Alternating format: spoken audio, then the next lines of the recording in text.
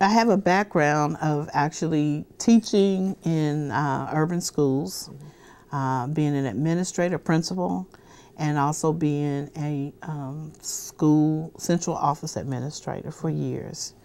And I did see transitions of who was teaching or would be teaching our students.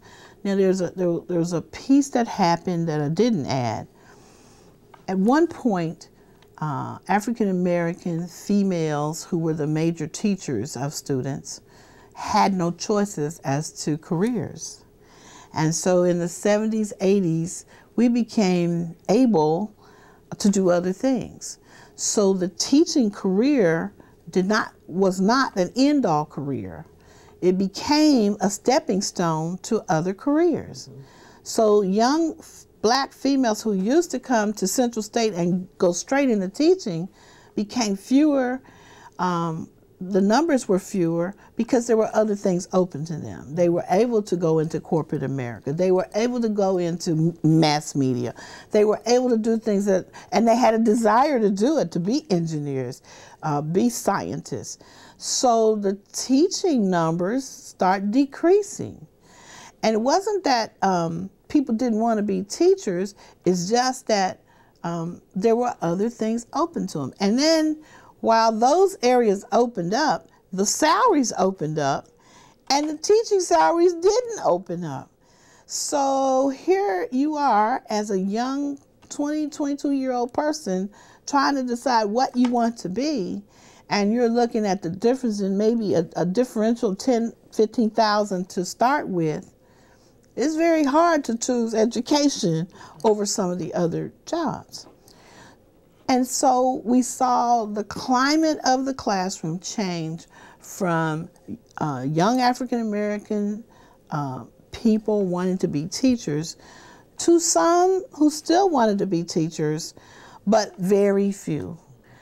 And then in the 90s, they added a testing component to become a teacher.